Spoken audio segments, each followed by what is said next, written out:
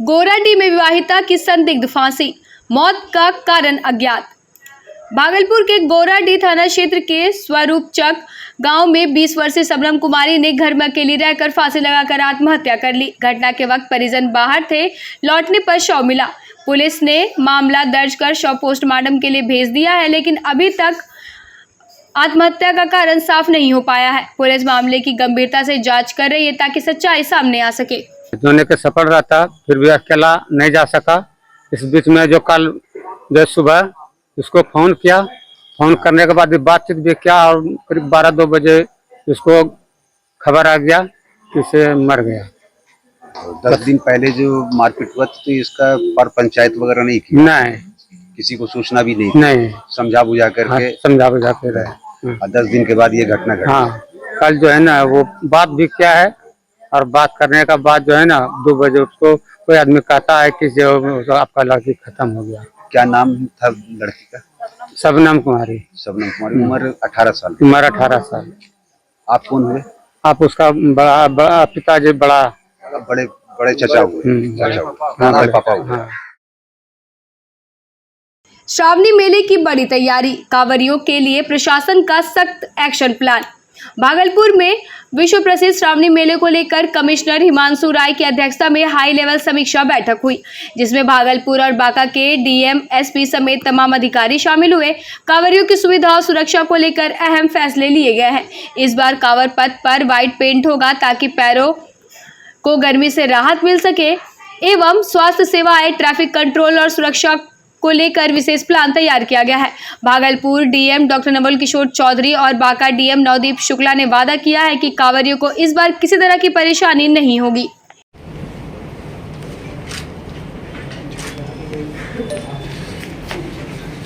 जिला पदाधिकारी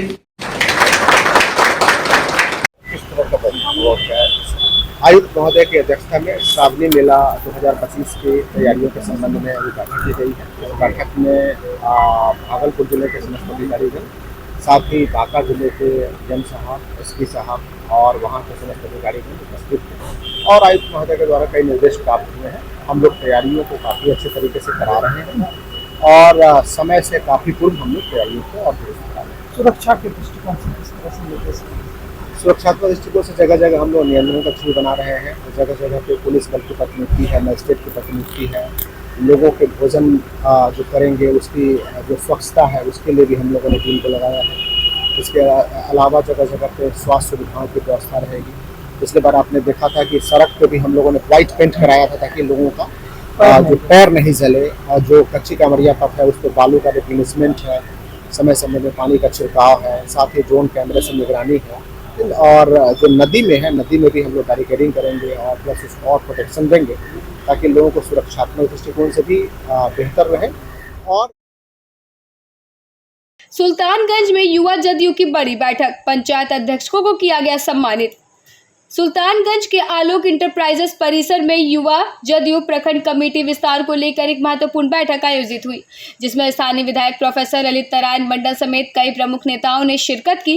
बैठक के दौरान नवनिर्वाचित पंचायत अध्यक्षों को सम्मानित किया गया और आगामी विधानसभा चुनाव को लेकर नीतीश कुमार के नेतृत्व में सरकार फिर से बनाने का संकल्प लिया गया। मंच संचालन मनीष कुमार ने किया और अध्यक्षता युवा जदयू प्रखंड अध्यक्ष आलोक कुमार ने की। विधायक ने अपने क्षेत्र की योजनाओं का उल्लेख करते हुए फिर से जन समर्थन की अपील की है। कार्यक्रम में युवाओं का जोश और संगठन की ताकत देखने लायक रही। आज का कार्यक्रम भागलपुर जिला के सुल्तानगंज प्रखंड के युवा जनता दल यूनाइटेड का विस्तारीकरण का कार्यक्रम सभी 18 पंचायत जो प्रखंड अध्यक्ष युवा हैं उनके द्वारा आज पंचायत अध्यक्ष का मनोनयन किया गया था। उसी कार्यक्रम में हम लोग यहाँ पर भाग लिए और ये कार्यक्रम बहुत सफल रहा। हम लोगों ने देखा, हम लोगों ने कसम खाई कि हम लोग नीतीश कुमार के साथ रहेंगे और नीतीश कुमार को फिर से 2025 फिर से नीतीश की धारा के साथ नीतीश कुमार को फिर से मुख्यमंत्री अब बार बार करेंगे। नीतीश कुमार ही चेहरा है और नीतीश कुमार ही मुख्यमंत्री बनेगा। तेजस्वी को बनाओ, हम तो चाहते हैं तेजस्वी को बना और उससे हमारा वोट परसेंटेज बढ़ेगा।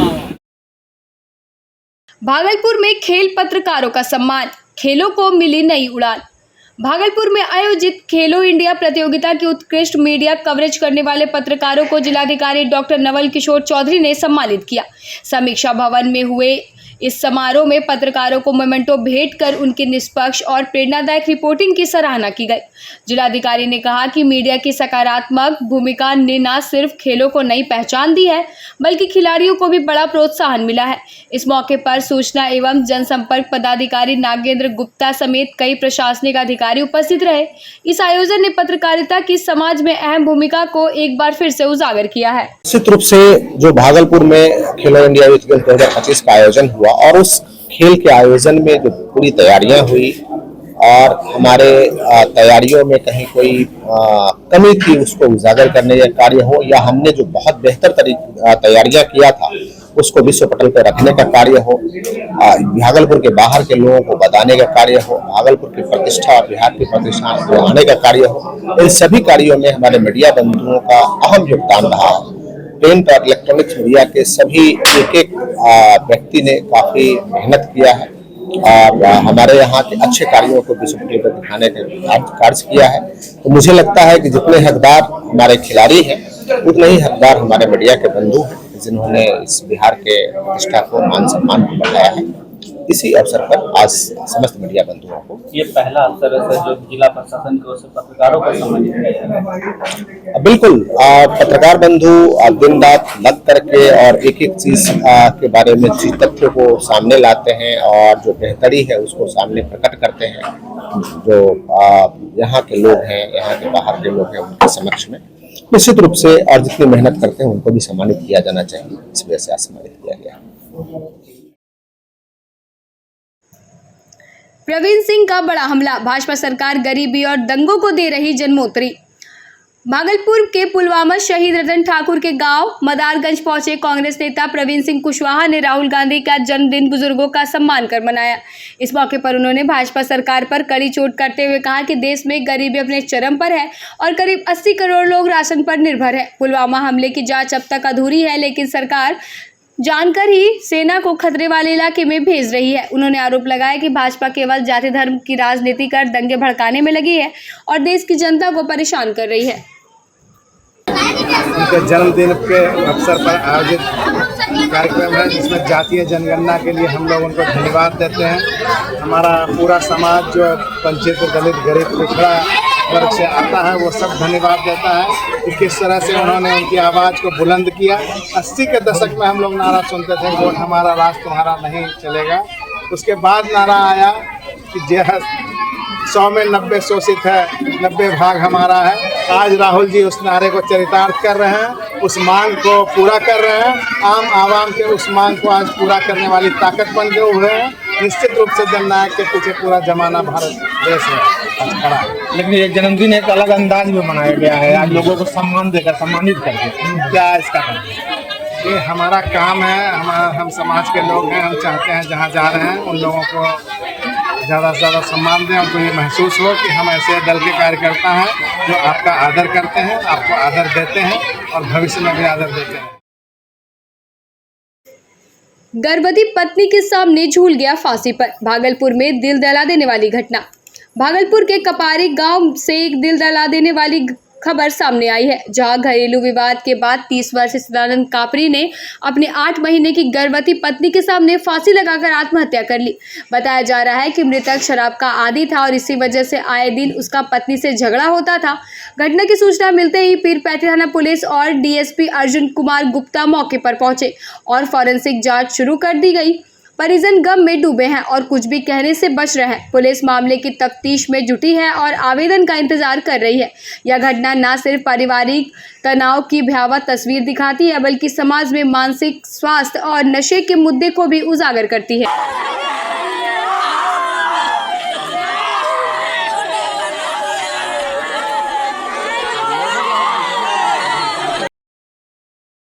गंगा स्नान के दौरान 8 साल की बच्ची की दर्दनाक मौत, एसडीआरएफ ने शव बरामद किया। भागलपुर के मोहनपुर दियारा स्थित गंगा घाट पर अष्टयाम के दौरान गंगा स्नान करते हुए 8 साल की सोनाली कुमारी गहरे पानी में डूब गई, जिसकी खोजबीन के बाद एसडीआरएफ और स्थानीय गोताखोरों ने शव घाट से 200 मीटर दूर बरामद किया। परिजन और पूरा गांव शोक में डूब गया है। पुलिस ने शव का पोस्टमार्टम कर मामले की जांच के लिए भेज दिया है। घटना ने इलाके में मातम फैला दिया है। तो बच्चा ने लोटा खोजने लगा और डूब कर मर गया। तो कितना उम्र है इसका? हाँ 8 साल के। 8 साल। तो ये घर कहाँ हुआ? ये मोहनपुर, बड़ी मोहनपुर है। बड़ी मोहनपुर। जी हाँ। पिरपैती। पिरपैती। हाँ ये बच्ची का उम्र 8 साल। आप कौन है? उसका बड़का पापा है। बड़े पापा हैं। जी हाँ। मतलब ये गई थी नहाने के? हाँ नहाने के लिए गई। घर से कितना दूर घाट है आपका? कम से कम आधा किलोमीटर। तो उस वक्त कोई देखा नहीं बचाने? नहीं उस पर नहीं देखा है। नहीं ध्यान। नहीं। इसकी सूचना आप थाना को दिया था? जी हाँ। थाना ने ही यहाँ भेजा आपको? हाँ थाना ने। थाना आपका कौन था? एक चारी पड़ता है और पिरपैती, पहले पिरपैती पड़ता था, अभी एक चारी पड़ता है। ये बच्ची कितने भाई बहन थी? ये 3 बहन थी 3 बहन और 1 भाई था। पिताजी क्या करते हैं? वैसे कमाते होते मजदूरी। मजदूरी मतलब जी। दैनिक मजदूर हैं? हाँ मजदूरी कमाते हैं मजदूरी किसी करके का। हाँ जी हाँ। आपका नाम? ये विनोद मंडल। विनोद मंडल। इनके पिताजी का नाम? गोरेलाल मंडल। गोरेलाल मंडल। जी हाँ। सांसद राजेश वर्मा को कोर्ट से राहत, पुराने केस में मिली जमानत। खगड़िया से सांसद और पूर्व उप महापौर राजेश वर्मा की आज भागलपुर कोर्ट में पेशी हुई, जहां पुराने आपराधिक मामलों में उन्हें राहत मिली है। अदालत ने उनकी जमानत याचिका मंजूर कर ली। नगर निगम कार्यालय के दौरान दर्ज हुए केस में वे शाह परिवार पेश हुए। इस दौरान कोर्ट परिसर में कड़ी सुरक्षा रही और उनके कई समर्थक भी मौजूद रहे। आचार संहिता से लेकर कई तरह के मुकदमे पहले बतौर डिप्टी में रहते हुए हुए थे, तो ये समय था कि तमाम उन केसों को जो है धीरे धीरे एक कानूनी प्रक्रिया के तहत खत्म करने को, उसी प्रक्रिया। आमने सामने टकराई 2 बसें, 30 यात्री घायल। भागलपुर के विक्रमशिला सेतु पर शुक्रवार सुबह उस वक्त अफरा तफरी मच गई जब 2 बसें आमने सामने टकरा गई। टक्कर इतनी जबरदस्त थी कि दोनों बसों के अगले हिस्से चकनाचूर हो गए और करीब 30 यात्री घायल हो गए। राहत की बात यह रही कि सभी घायल खतरे से बाहर है।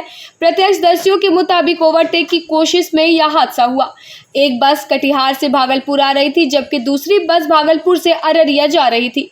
मौके पर पहुंचे स्थानीय लोगों और 108 एम्बुलेंस सेवा ने तत्काल घायलों को नवगछिया अस्पताल पहुंचाया। पुलिस ने दोनों बसों को जब्त कर जांच शुरू कर दी है। श्रावणी मेले की तैयारियों पर रेलवे का फोकस, सुल्तानगंज स्टेशन का निरीक्षण। श्रावणी मेले की तैयारियों को लेकर मालदा डिवीजन के एडीआरएम शिव प्रसाद ने सुल्तानगंज रेलवे स्टेशन का निरीक्षण किया और साफ सफाई, सीसीटीवी, स्वच्छ शौचालय व कांवरिया सेवा शिविर की व्यवस्थाओं को समय पर पूरा करने का निर्देश दिया। सांसद प्रतिनिधि पवन केसरी से स्टेशन रोड की मरम्मत को लेकर हल्की नोकझोंक भी हुई, जिस पर एनओसी मिलने के बाद ही कार्य संभव बताया गया।